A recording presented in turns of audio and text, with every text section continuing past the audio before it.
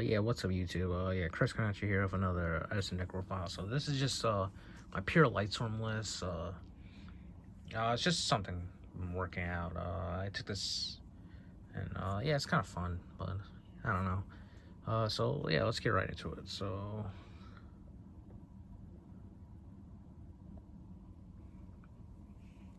pure Lightsworn, obviously, start with 2 JD. It's just mandatory. It's the reason basically you play this deck, because JD is like a house to deal with, and like a lot of decks just like they don't have a card like this.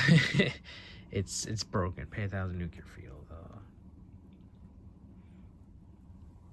Then I played 3 Lilas. You see a lot of lists play 2, but I played 3 because like she's just one of the better light swarms, and also just like the milling and like the it's just like it forces your opponent to answer it. So like that's why. 3 Raikou. Just very good, and one has struggled being with it. And then we'll get on to like some of the. So then we have 3 and 3 Wolf. So 3 Celestias. This deck is kind of like Celestia Turbo, and so like you always want to like mill a Wolf. So for like card advantage, so like you just have to take the chance with like the bricks. But like Celestia is like if you like Celestia mill a Wolf, he puts you so far ahead, and it's kind of like the theme of the deck. And like if you're weary of the Starlight Road, you can just pop one with Celestia if you're afraid of it. I mean, but this deck just usually just loses the Starlight Road, but like you can't always play around everything. So then just some one of Lightsworms, Jane just to run over things, Lumina, Aaron just to kick things back, Garoff, and Arcus, which very much overperforms a lot, but like yeah, so it's just mandatory one of names. Then just the monsters, some more miscellaneous monsters, double honest. So like with the honests and like the Lilas, you could summon Lila and then mill, or any like Lightsworn and just mill, and then like your opponent won't maybe attack, and then you like honest with Lila, and then like Lila will set proper aggro, then you go in Celestia mill. So like honest is just broken in this deck. And then like some of the other like miscellaneous good millers are so Necro and Plague. So this gives you like more other good mills. So you have Plague and Necro, and then 3 Wolves. So those are just like 5 really good mills that you just always want to mill. And then this Trooper, just another honorary Lightsworn, just very good, replace itself. And then just Trag and Gores. Your hand size is always very like high in Lightsworn because you have like a bunch of normal summons. You're not, and you don't play a lot of traps, so like your hand size is always very good. And Gores is just mandatory in this deck.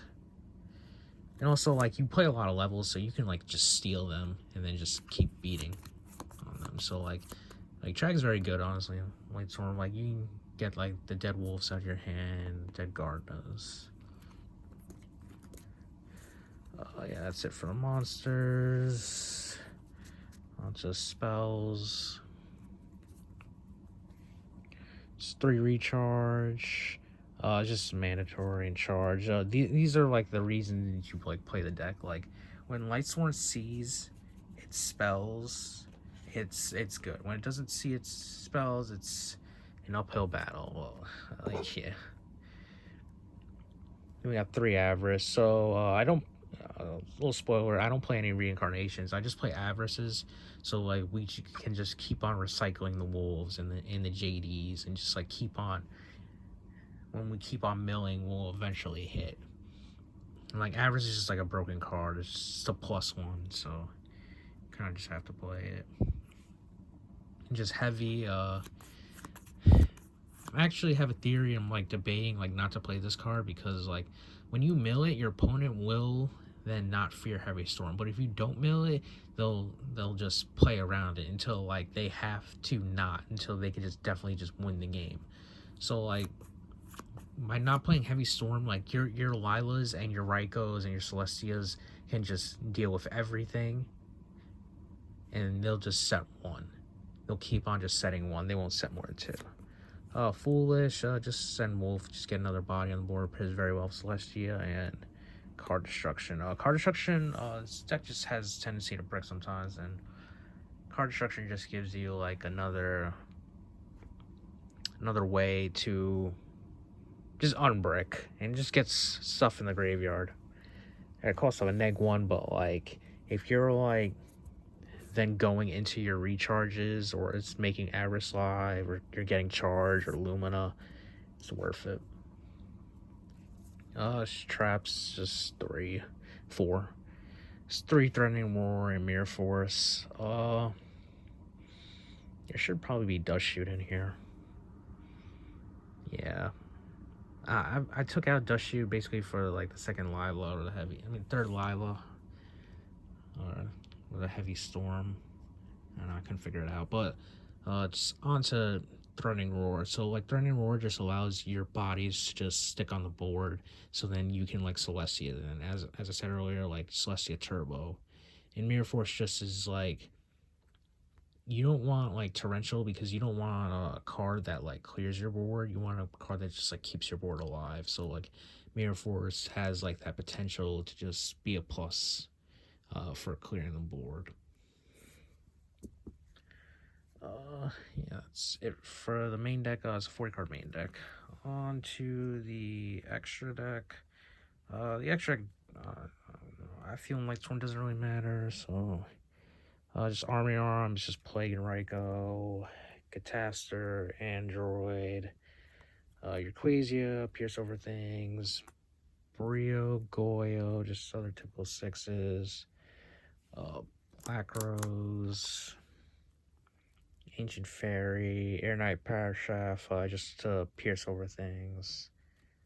Tempest Magician, that's the one I'm missing. Red Dragon, Goyo, Stardust, Thought Ruler, Mistworm, and I side the Sidra. You'll see later, so there's not much to explain in the extra deck. You don't really have one tuner, you don't use a lot. On to the side deck. So we side 3 Consecrated Light. This is 4 Blackwing. It's just like, this is why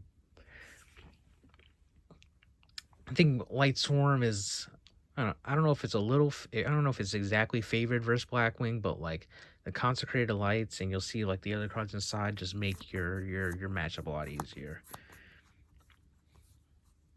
We got 2 Sidra, just good beat stick. Helps beat over things, and also he's a light. He pairs very well with Honest. Aaron. So Aaron's second Aaron. Second Aaron is just for mainly like recruiter decks. Aaron just has these matchups where you could kick back like a Dandelion or like a Dupe Frog, or even like a Treeborn Frog they left out.